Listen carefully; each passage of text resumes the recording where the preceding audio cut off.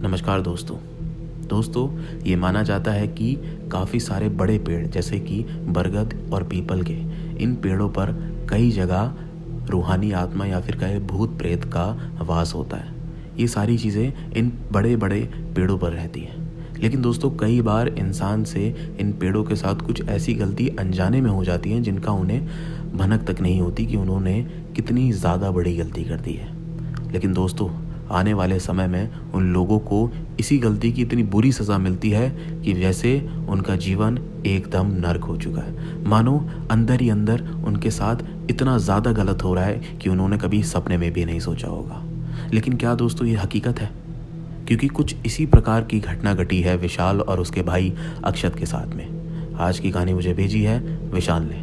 तो चलिए दोस्तों, शुरू करते हैं विशाल की कहानी मेरी ज़ुबानी।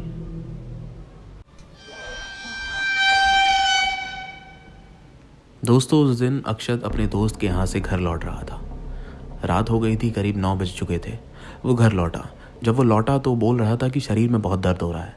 हमें लगा कि शायद थक गया है, तो इसके बाद हमने बोला कि तू खाना वाना खा ले और उसके बाद अपना सोने के लिए चला जा। और ठीक उसने वैसा किया। खाना वाना खा के वो अपना सोने के लिए वहाँ से चला गया। लेकिन रात में उसको काफ़ी तेज़ बुखार भी चढ़ गया, जिसके बाद सुबह होते ही हम उसे डॉक्टर के पास लेके गए और उसकी दवा करवाई। दवा करवाने के बाद उसका बुखार उतर चुका था। वो ठीक भी हो गया था। उसके शरीर में अब दर्द भी नहीं था, लेकिन वो थोड़ा चिड़चिड़ा हो गया था। अब वो ज़्यादा घर में किसी से बात नहीं करता था, अपने कमरे में ही रहता था, अपने में ही लगा रहता था। हमें लगा कि शायद बीमारी के बाद कभी कभार इंसान को ऐसा हो जाता है, तो उसके साथ भी ऐसा है, 1-2 दिन में ठीक हो जाएगा। तो हमने ज़्यादा अक्षत को परेशान नहीं किया और उसको उसके कमरे में ही रहने दिया। लेकिन दोस्तों, उसी के साथ साथ हमारे परिवार में कुछ अलग तरीके की परेशानियां भी होनी शुरू हो गई थी। दरअसल उसी दिन रात को जब सारे लोग सोने के लिए अपने कमरे में गए, तो रात को ही हमारे ठीक घर के बाहर 2 से 3 कुत्ते बहुत ज़ोर से रोने लगे। दरअसल दोस्तों, कुत्तों का रात में रोना अशुभ बताया जाता है, जिसके चलते ही पापा उसी समय उठ के उनको वहाँ से भगाने के लिए गए। लेकिन दोस्तों, पापा उनको 2 से 3 बार भगाने गए। वो बार बार आकर हमारे गेट के बाहर खड़े होकर रोने लगते थे। इसीलिए फिर पापा ने कहा कि छोड़ो, कितना भी भगा लो, ये बार बार आके यहीं हो जाते हैं खड़े। तो इसीलिए फिर पापा ने उनको भगाया नहीं, लेकिन वो बार बार आकर हमारे गेट के पास खड़े होकर रोते। ये तो थी दोस्तों रात में। जब सुबह होती तो जब हम लोग छत पे जाते अपने कपड़े वगैरह सुखाने या फिर किसी और काम से, तो हम छत पे ये देखते कि कोई ना कोई पक्षी छत पे हमारी मरा हुआ मिलता था। जी हाँ, पता नहीं ये क्या हो रहा था, लेकिन 2 से 3 दिन तक यही चीज़ लगातार चली। रोज़ रात को कुत्तों का रोना और सुबह उठ के जब छत पे देखो तो कोई ना कोई पक्षी वहाँ पे छत पे हमारी मरा मिलता था। ये चीज़ें अच्छा संकेत नहीं देती हैं कि घर में कोई अच्छी चीज़ हो रही है, लेकिन हम करें भी क्या, ये हो रहा था। दोस्तों, उसके अगले ही दिन एक बड़ी ही अजीब और बहुत ही चौंकाने वाली घटना हमारे परिवार में हुई। वो ये थी कि हमारे परिवार में सब लोग नॉनवेज खाते हैं, तो पापा उस दिन शाम को चिकन लेके आए थे।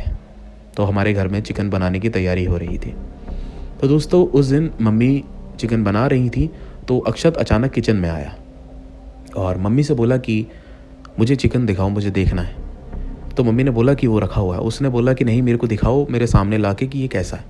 तो मम्मी ने प्लेट उठा के उसके सामने रखी कि दोस्तों, तभी अचानक से अक्षत ने उसमें से एक पीस उठाया और उसे कच्चा खाना ही शुरू कर दिया, जिसे देख मम्मी चिल्ला उठी। तो हम सब लोग भागकर मम्मी के पास गए। जब देखा तो अक्षत वहाँ पे वो पीस चिकन का कच्चा ही खा रहा था।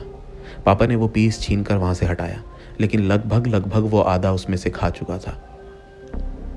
हमें किसी को समझ नहीं आया कि अक्षत ये हरकत क्या कर रहा है। पापा ने अक्षत को डांटा और बोला कि ये सब हरकतें कहाँ से सीख रहा है, ये कच्चे खाने का क्या मतलब है, कच्चा खाएगा तेरा पेट खराब हो जाएगा, कच्चे तो जानवर खाते हैं, ये क्या हरकतें हैं तेरी। लेकिन अक्षत ने कुछ नहीं बोला। वो चुपचाप गया और अपने कमरे में बैठ गया। पापा मम्मी आपस में बात करने लगे, तो मैं अक्षत के पास गया पूछने कि यार ये सब क्या कर रहा है तू, ये क्या मतलब था तेरा। लेकिन अक्षत ने मेरे से भी एक शब्द नहीं बोला। मैं उठ के वापस चला आया। पर वो हरकत जो भी थी अक्षत की, वो सच में बहुत ही अजीब थी और ये पहली बार उसने ऐसा किया था। आज से पहले उसने ऐसा कभी नहीं किया। बेशक उसको चिकन पसंद था, लेकिन ऐसी हरकत उसने कभी नहीं करी थी। लेकिन दोस्तों, उसी रात जिस शाम उसने हरकत करी, उसी रात एक फिर से अजीब घटना घटी।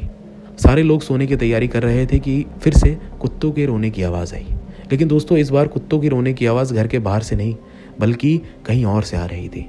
जब पापा और मैं बाहर निकल के गए देखने तो दोस्तों पता चला कि ये कुत्तों की रोने की आवाज़ दरअसल हमारे छत के ऊपर से आ रही है। हम लोग थोड़ा घबरा गए कि आखिरकार कुत्ते छत पे कैसे पहुंच गए। तो पापा और मैं दोनों छत पे गए देखने कि आखिरकार यहाँ कुत्ते आए कैसे। हम जैसे ही छत में पहुंचे तो दोस्तों छत हम दोनों के अलावा एकदम खाली। हम दोनों ही उस छत पे थे और कोई नहीं। लेकिन दोस्तों यकीन करें ऐसा अनुभव था जैसे कि हमारे ही ठीक बगल में कोई कुत्ता खड़ा है और वो बहुत ज़ोर से रो रहा है। हमें दिखाई कुछ नहीं दे रहा था लेकिन कुत्तों की रोने की आवाज़ अब भी बहुत साफ और बहुत तेज आ रही थी। ये सब चीज़ें हम देख ही रहे थे कि दोस्तों मेरी नज़र एक और चीज़ पे पड़ी। वो बिल्कुल एकदम छत के कोने वाले हिस्से पर थी। जब मैं उस जगह पे गया और मैंने वो जगह देखी तो दोस्तों छत पे फर्श पे कुछ अजीब तरीके की आकृति बनी हुई थी। वो मुझे समझ में नहीं आ रही थी कि क्या बना है। तो मैंने पापा को आवाज़ मारा और मैंने बोला कि पापा ये देखना ये क्या है। तो पापा भी वहाँ पे आए और उन्होंने देखा लेकिन किसी को कुछ समझ में नहीं आया, ना मुझे ना पापा को, कि आखिरकार ये है क्या। लेकिन दोस्तों उसके तुरंत बाद हम दोनों ने एक ऐसी चीज़ देखी जिसे देख हम इतना डर गए कि हमें वहाँ से भागना पड़ा। जी हाँ दोस्तों, हम वो चीज़ को देख ही रहे थे, समझने की कोशिश कर ही रहे थे कि तभी अचानक से पापा ने मेरे सर के ऊपर कुछ चीज़ देखी और वो एकदम से डर गए। जब मेरी नज़र ऊपर उठी तो दोस्तों मैंने देखा कि हम दोनों के ठीक सर के ऊपर एक काला कलर का काफ़ी लंबा और काफ़ी चौड़ा साया घूम रहा है। वो चक्कर लगा रहा था जिसे देख मैं और पापा सच में बहुत ज़्यादा डर चुके थे। वो एकदम काले कलर का साया था जो घूमे जा रहा था बार बार। तो मैं और पापा वहाँ से तुरंत भागे और तुरंत नीचे आ गए। ये चीज़ हमने देखी थी लेकिन ये चीज़ हम दोनों ने मम्मी को और मैंने अपनी बहन को नहीं बताई थी कि हमने आखिरकार अभी छत में देखा क्या। वो पूछ रही थी कि कैसी आवाज़ थी। अब वो आवाज़ खैर रुक गई थी लेकिन वो पूछ रही थी तो हमने बताया कि छत पे कोई नहीं था लेकिन वो आवाज़ पता नहीं कहाँ से आ रही थी। फिर इसके बाद हमने बोला कि चलो सो जाओ, लेकिन 7:30 सो आज। थोड़ी देर ही हुई थी सबको लेटे हुए, सोया कोई नहीं था, सिर्फ लेटे हुए थे कि दोस्तों तभी वो कुत्तों की रोने की आवाज़ एक बार फिर से आने लगी और वो आवाज़ फिर से बहुत तेज़ और बहुत साफ आ रही थी। पापा और मेरा शक तो पहले यही था कि शायद इस बार भी वो छत से आ रही है, लेकिन पापा तब भी कमरे से उठ के बाहर गए देखने की आखिरकार ये अब आवाज़ आ कहाँ से रही है। जब बाहर गए तो देखा इस बार आवाज़ छत से नहीं बल्कि इस बार आवाज़ अक्षत के कमरे के अंदर से आ रही थी। जी हाँ, अक्षत के कमरे के अंदर से, जिसे देख पापा भी थोड़ा घबरा गए। पापा अक्षत के कमरे के पास गए। उसका कमरे का जैसी गेट खोला तो आवाज़ कुत्तों के रोने की एकदम बंद हो चुकी थी। और जब देखा तो अक्षत अपने कमरे में चद्दर ओढ़ के लेटा हुआ था, सो रहा था, लेकिन वो आवाज़ भी एकदम से गेट खोलते साथ ही बंद हो गई। पापा भी घबरा रहे थे तो वो पापा ने गेट बंद किया और वापस से कमरे में आ गए। इतनी सारी चीज़ें एक साथ और इतनी जल्दी जल्दी हो रही थी कि समझ पाना सच में बहुत मुश्किल था कि आखिरकार ये चल क्या रहा है। दोस्तों इसके अगले दिन सुबह हुई, सब लोग अपने काम पे लग गए। पापा अपने काम पे नहीं जा रहे थे। ये सारी चीज़ें देख पापा ने कुछ दिनों की छुट्टी ले ली थी और वो घर पे ही थे। घर में बाकी काम हो रहा था, खाना बन रहा था, घर की सफाई चल रही थी। लेकिन दोस्तों मुझे अजीब ही बेचैनी होती थी क्योंकि मेरा भाई अब सबसे अलग अलग रहने लगा था। छोटा था लेकिन इस तरीके की हरकत मुझे अच्छी नहीं लगती थी। तो मैं कोशिश करता था कि अपने आप से जाकर बात करूं क्योंकि मुझे यही लगता था कि शायद मेरा भाई बीमार है, वो जल्दी ठीक हो जाएगा। तो उस समय भी मैं उससे बात करने के लिए उसके कमरे के पास गया। लेकिन दोस्तों जब मैं उसके कमरे के पास गया तो इतनी गंदी बदबू आ रही थी उसके कमरे में से, मानो जैसे कोई जानवर मर गया हो और उसका शरीर सड़ रहा हो, बिल्कुल इस तरीके की। वो बर्दाश्त करने लायक नहीं थी। तो मैंने अपने भाई को देखा कि वो आखिरकार है कहाँ, वो इस गंदी बदबू में रहता कैसे है। और जब मैंने उसके कमरे में देखा तो दोस्तों मुझे उसकी फर्श पे काफ़ी कॉकरोच भी इधर से उधर जाते हुए दिखाई दी, वो भी काफ़ी बड़े थे। जब मैंने अपने भाई को देखा तो दोस्तों वो दरअसल एक दीवार के सामने खड़ा था, दीवार की तरफ मुंह करके। मैं चुपचाप खड़े होकर उसे देख रहा था कि आखिरकार ये कर क्या रहा है। मैंने उसको आवाज़ नहीं मारी, मैं देखता रहा कि आखिरकार ये दीवार की तरफ मुंह करके कर क्या रहा है। लेकिन दोस्तों जब काफ़ी देर हो गई और वो वहाँ से हिला तक नहीं, तब मैंने उसको आवाज़ मारी, अक्षत। और वो मेरी आवाज़ सुनते ही वहाँ से हटा और अपने बिस्तर पे जाके बैठ गया। लेकिन दोस्तों वहाँ पे मैंने एक चीज़ और ऐसी देखी जो सच में बहुत डरावनी थी। वो ये कि अक्षत तो वहाँ से चला गया, लेकिन दीवार पे बनी अक्षत की परछाई अब भी मैं उसी जगह पे देख सकता था। जी हाँ, अक्षत की परछाई अब भी उसी हिस्से पर दीवार के बनी हुई थी जहाँ पे अक्षत अभी खड़ा था, और वो भी एकदम काली कलर की अक्षत की परछाई। अक्षत तो जा चुका था वहाँ से, तो उसकी परछाई को भी वहाँ से उसके साथ ही चले जाना चाहिए था। तो फिर ये है क्या?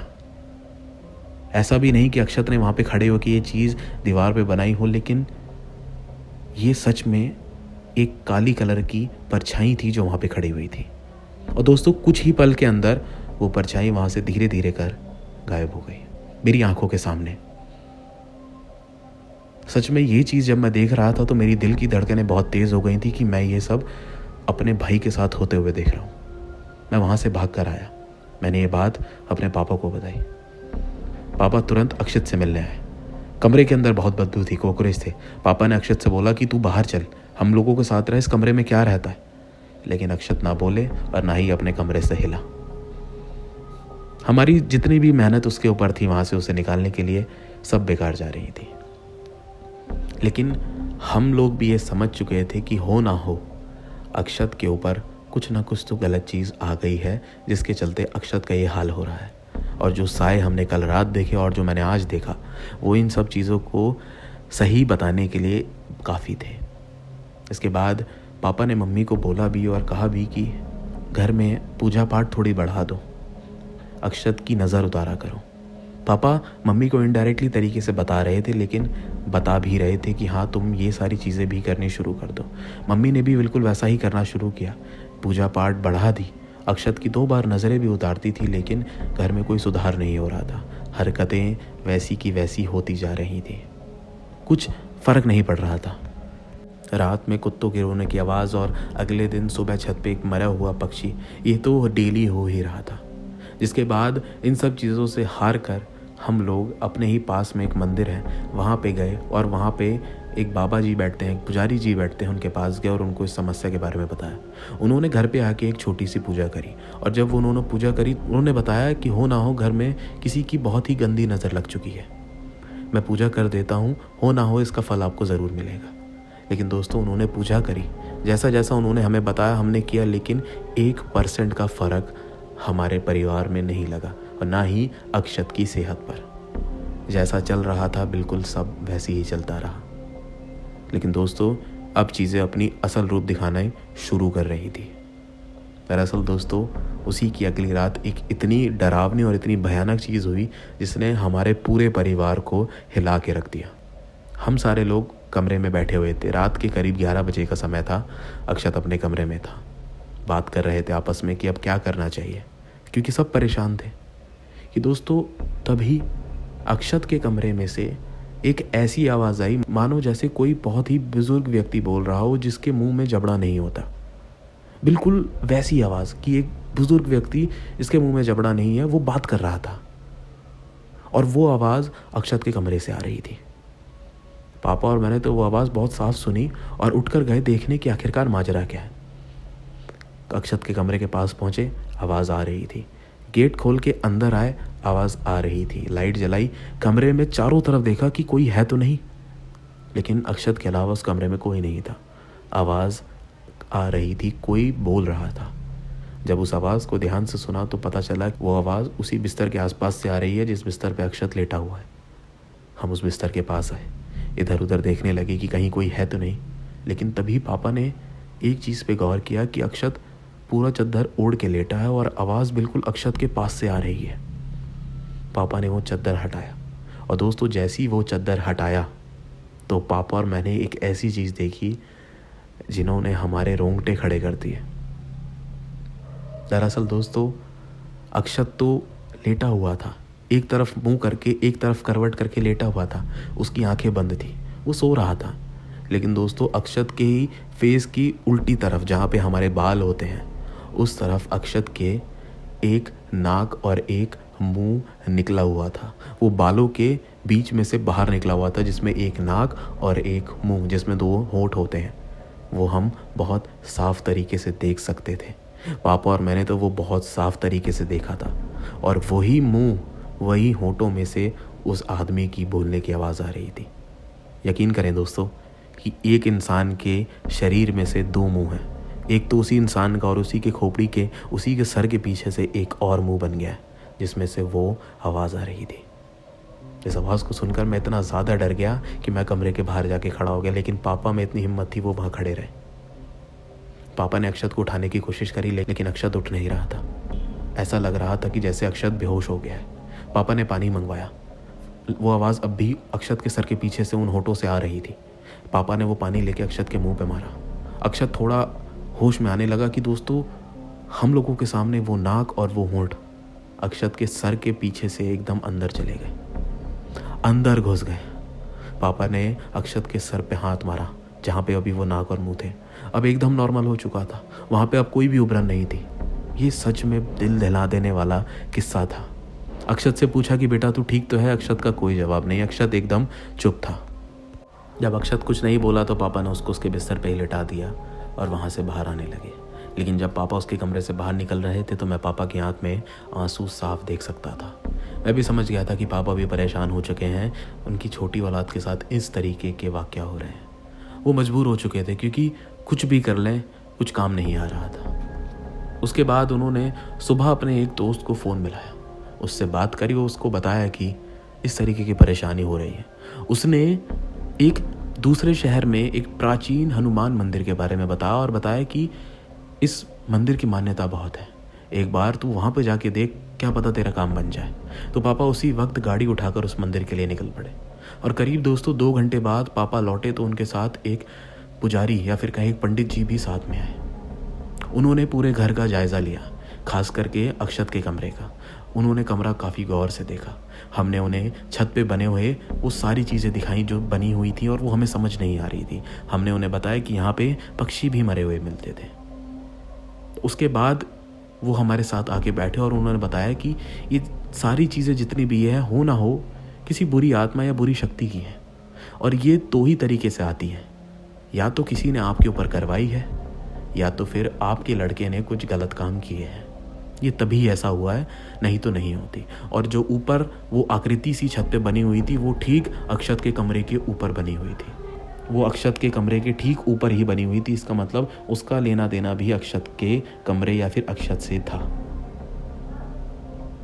उसके बाद उन पुजारी जी ने हमें ये बताया कि मैं एक धागा बांध के दे रहा हूँ, आप उसे अक्षत की कलाई पे बांध दीजिएगा और अगली आने वाली पूर्णिमा तक ये धागा उसके हाथ से कैसे भी करके उतरना नहीं चाहिए, क्योंकि इस धागे के बंधे रहने तक अक्षत एकदम नॉर्मल, एकदम ठीक रहेगा।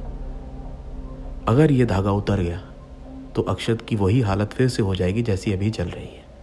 और उसके बाद पूर्णिमा वाले दिन सुबह ठीक 5 बजे किसी भी चलते पानी में आप इस धागे को अक्षत के हाथ से उतार कर वहाँ पे छोड़ दीजिएगा। उसके बाद उसी दिन मैं आपके घर में आके एक छोटी सी पूजा करूँगा और मैं आपको बताऊँगा आगे क्या करना है। जैसा जैसा उन पुजारी जी ने कहा हमने ठीक बिल्कुल वैसा किया। पूर्णिमा तक वो धागा अक्षत के हाथ में रहा और यकीनन दोस्तों अक्षत की सेहत में बहुत ज़्यादा सुधार था। वो खाना खाने लग गया था, हमसे बात करने लग गया था और उसे कमरे में बदबू का एहसास होने लगा था। उस कमरे में नहीं जाता था। और दोस्तों जब वो पूजा हुई, सारी चीज़ें हो गई, घर की सफाई हो गई, अक्षत के कमरे को हर तरीके से साफ कर दिया गया। उसके बाद अक्षत से पूछा गया उन पंडित जी के सामने कि तुमने कुछ किया था क्या। अक्षत ने बताया कि मैं अपने दोस्त के घर से बिल्कुल ठीक लौट रहा था, लेकिन बीच रास्ते में मुझे पेशाब लगा था, जिसके चलते मैंने एक पेड़ के पास पेशाब कर दिया था। वो पेड़ किसका था मुझे ध्यान नहीं, लेकिन वो पेड़ काफ़ी घना और काफ़ी बड़ा था। उसके पेशाब करने के बाद जैसे ही मैं घर के लिए चला तो मेरे सर में काफ़ी तेज़ दर्द रहा। अगले दिन मुझे बुखार हो गया और उसके बाद मुझे कुछ ठीक तरीके से याद नहीं। मुझे सिर्फ इतना पता है कि पापा मम्मी भाई मेरे कमरे में आता जाता रहता था, लेकिन मैं किसी से बोल नहीं पाता था, मेरी ज़बान नहीं खुल पाती थी। तो उन पुजारी जी ने बताया कि हो ना हो उस पेड़ पे किसी आत्मा का, किसी शक्ति का वास था। अगर आप सोचिए आपके घर में कोई इस तरीके की हरकत कर जाए तो आपको कैसा लगेगा। तो उनको भी बुरा लगता है, वो उनका घर होता है। इसने वहाँ पे जाके इस तरीके की हरकत करी, वहाँ पे पेशाब किया, जिसके चलते वो आत्मा इसके साथ पीछे पीछे इसके घर आ गई और वो उसी चीज़ का बदला ले रही थी। लेकिन उन्होंने बताया कि अब सारी चीज़ें एकदम ठीक हैं, डरने की ज़रूरत नहीं है, अब वो आत्मा आपका पीछा नहीं करेगी। लेकिन आप ध्यान रखिए आगे से कभी ऐसी गलती आपके साथ दोबारा ना हो। दोस्तों उसके बाद सारी चीज़ें ठीक रहीं। अक्षत पहले जैसा नॉर्मल हो गया, परिवार में फिर से खुशियाँ आ गई। लेकिन जो वो समय था हमारे परिवार के लिए, वो सच में बहुत डरावना था। मैं दुआ करता हूँ कि ऐसा समय और ऐसी घटना कभी किसी परिवार के साथ ना। दोस्तों यही थी कहानी विशाल की। कहानी कैसी लगी कमेंट करके ज़रूर बताएं, और आप ये भी मुझे बताएं क्या आप में से किसी के साथ कभी इस प्रकार की घटना हुई है, या फिर उन्होंने कभी किसी पेड़ पे रहने वाले भूत प्रेत के बारे में सुना हो। मेरे को आप कमेंट करके ज़रूर बताएं, मैं आपके कमेंट ज़रूर पढ़ूंगा। दोस्तों वीडियो पसंद आए तो वीडियो को ज़रूर से लाइक कीजिएगा। चैनल पे नए हैं तो अभी सब्सक्राइब करके बेल आइकन ऑल कर दीजिएगा, क्योंकि मैं ऐसी कहानियाँ जल्द और डालूंगा। मिलूंगा आप सबसे एक और नई सच्ची डरावनी कहानी के साथ। तब तक के लिए नमस्कार।